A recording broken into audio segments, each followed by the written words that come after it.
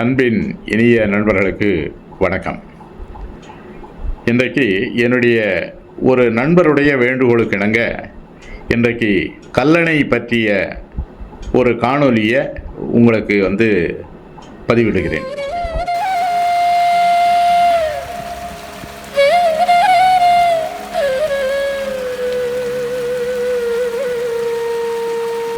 தமிழ் நாட்டுடைய அல்லது தமிழனுடைய கட்டிடக்கலை அறிவையும் தமிழனுடைய நீர் மேலாண்மை அறிவையும் பறைசாற்றக்கூடிய ஒரு அணைக்கட்டு தான் இந்த கல்லணை.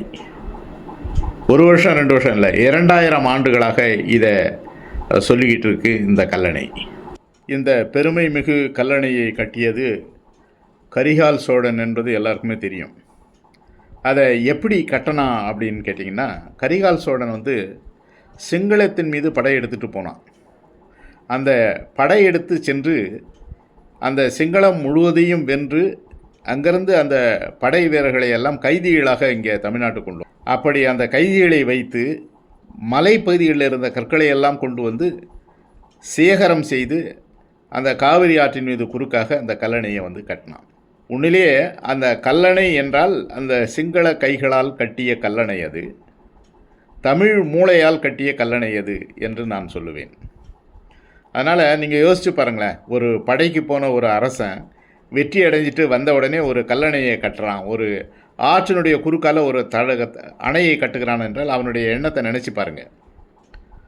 முக்கியமாக அவனுடைய அன்பு எதன்பால் இருக்குது அப்படின்னு கேட்டிங்கன்னா, விவசாயத்தின் மீதும் விவசாயிகள் மீதும் இருந்தது. அதனால தான் ஒரு அணையை கட்டினான்.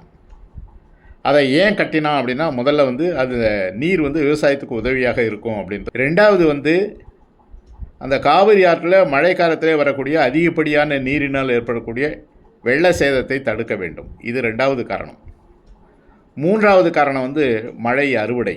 அந்த மழையினால் ஏற்படக்கூடிய அதிகபட்சமான அந்த வெள்ளம் வரும்போது அந்த தண்ணியை சேகரம் செய்ய வேண்டும். அதை சேகரம் செய்கிறதுக்கு வேறு வழி இல்லைன்னா என்ன பண்ணணும், அதை கடலில் சேமிக்கணும். அதனால் கொள்ளிடத்தின் வழியாக அந்த நீரை சேமிக்க ஏற்பாடு செய்தான். அதனால் ஒன்று விவசாயத்துக்கு உதவணும், 2வது வெள்ள சேதத்தை தடுக்க வேண்டும், 3வது அந்த நீரை அறுவடை செய்து பயன்படுத்துவதற்கு வாகாக ஏற்பாடு செய்ய வேண்டும். இந்த 3 காரணங்கள் தான்.